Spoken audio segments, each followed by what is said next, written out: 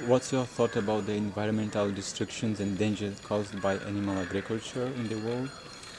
It's really difficult now, getting worse and worse with all the they cut it down all the forest, and for different productions, and then because they cut down trees, and then of course environmentally it's getting disturbed, and also animals no place to go, no place to have shelter. Look, you're coming from Kathmandu. In Kathmandu before, and there are some greeneries like grass and things like that in the street. Now, of course, there's nothing. Now, what happens? The animals have to eat the garbage, all the plastic things like this. Incredible. You should look many of the recent reports that most of the animals are dying because they have to eat bottles and they have to eat plastics and things like this. Do we human beings have any superiority, or are we more important, more valuable than we can, so that we can treat the animals in whichever way No way. we No. want? We're sentient beings, living sentient beings. Should be treated equal. Should be treated equal because they have feeling, we have feeling. We all want to be happy. There's no one want to suffer. So I think right now, I think animals are better, more superior because they will not destroy the earth, planet Earth. Look at scientists, what they're doing. With one kind of explosion can try to destroy, especially now the chemical weapons. They, they destroyed all the people and they keep the buildings and all that. This is cruelty, this is ignorance, nothing more than that. Intelligence used in the wrong way. Human beings should have intelligence. Definitions of human beings. Nashi Tunko. One who can advocate, one who can speak, one can think with reasoning. Right now they have no reason, only selfishness, nothing else. Stupidity and selfishness. What are the solutions to reduce the abuse, torture, the killing of those animals? How to I think more awareness. Everybody should be aware how it's treated instead of hiding. Should be seen and see what's going on. Everybody should really try to see if they could put themselves in the situation of animals, and also human beings are abused, and we have to see how we can promote the peace to everyone. This is our goal, and I think we have to work from all directions to be able to get out of this situation what we are getting. Instead of making worse than like a 20th century, we should this 21st century should be better one. This should be our goal, and to make it find this world to be a peaceful one.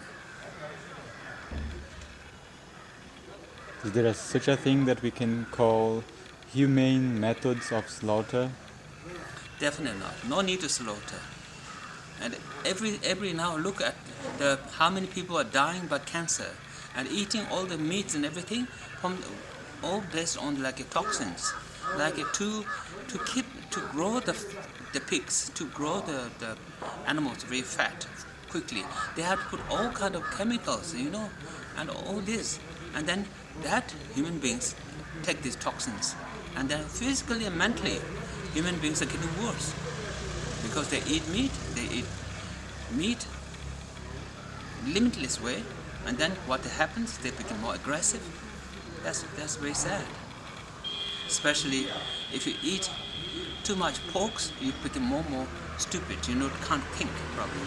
If you eat too much chickens, you become more lustful, selfish. And if you eat too much a fish and all this, you'll be more aggressive. In Buddhism, we say that there is no negative action when we have no intention. So in eating meat, there is no intention to kill the animal since it's already dead when we buy. So what we do? If it's dead naturally, it's okay. But if it's killed, if it's dead, somebody killed it. Somebody really engaged in suffering that animal. There's no meat in the market which is naturally dead. Yes, if the animal is dead naturally, then that's okay. But if it's animal, we have to know first people have intention to eat, and then secondly, and knowing that's the animal, thirdly consuming the meat, then it's complete. And you have to think a little bit more. If you say that meat in the market, in the meat in the market, they didn't kill, The person who buying is not killed. They didn't kill, but somebody has to kill them. There's no meat not being processed through the slaughterhouse. So therefore, it is really unacceptable, especially according to Mahayana sutras. According to Buddhism, but especially Mahayana, it's impossible. And the Theravada schools, yes, because what falls in your bowl, you can accept, but you have no intention. But if it falls there, just for surviving, to practice for others, just the intention is different, If you don't eat with lust, if you don't eat with attachment, it's different. What's your thought on Buddhists choosing to eat meat? The meat of those animals have suffered so much, while we can have a plant-based diet. I think some says, "Oh, I didn't kill, and these animals are already killed, and also vegetarians, if they eat vegetables, and so many animals died with the vegetable, and so it's worse to eat meat than vegetable." Some give that argument, but they did not think properly. Why eating meat is negative? It's the word of Buddha, Shi Sampa Jorata Tu Shi. You have to know the basis.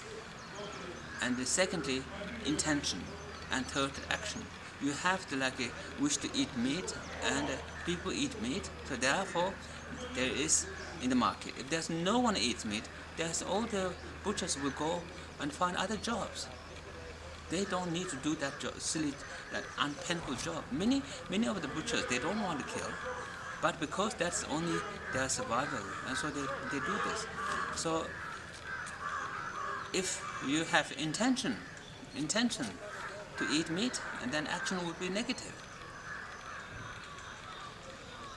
What about insects? Are they less important than animals? It's the same. Does not matter. The size does not matter. Any forms of life. That doesn't mean that we can eat a lot of insects, fried insect. Now there are these things that if you eat living insects, and you get more kind of vitality and all this. This is nonsense. Why should we be compassionate towards even those who are harming, exploiting, murdering other beings? No. They are doing as a job. And also they are going to have terrible consequences. They are going to suffer so much in future. Therefore, they are sentient beings. Why they do this? Because they're not knowing. They're not knowing the cause and consequences. So we should have really compassion for them. We should try everything possible to be able to, for them to find other kind of jobs. If we have friends, and we should inspire them to find other form of job, we have to explain the lack of awareness they do this, So therefore, we cannot hate the butchers. We cannot hate the people. It's not because just simply because of the lack of awareness what they're doing, what will be the consequences in the future. We believe in the law of cause and effects. Everything what we see now is a result of the past. What we do will have the consequence in the future. One of the excuses that I hear is that about eating meat or the products of animals is that our body needs those things from the other animals. What is your thought about that? Definitely there are researches done, and there are many things that we can replace them. All kind of we can replace. There's nothing that cannot be replaced. Animal liberation, when we go to liberate the animals, it may only contribute to the process of fishing and so forth, because more we buy, more they have to fish and so forth. So we have to do total research how we can help the animals. How we can help the animals. Also, we can have to find research that how can all the farmers and fishermen, they can have other jobs. We have to do that. Is it better to go to rescue animals or liberate them, or to stop to eat meat and other products? We have to start with oneself. If we can do both, that's wonderful. If not, at least we have to do with ourselves. Start with ourselves. We should become vegetarian. Could you eventually explain what's both? Because my voice won't be there. Both in the sense like become vegetarian, isn't it? Oneself and to rescue animals. To rescue animals. If you can, you should be vegetarian. At the same time, you should try to save the lives. You should try to find friends who have big farms. We can buy these cows and sheep and chickens and feed them there as long as they live. And also, if you can't do that, and you try at least even for one day, you just put the fishes in the respective places where they can environmentally survivable. You cannot bring from another continent some animals to another continent. This is not good because they will destroy the other animals as well.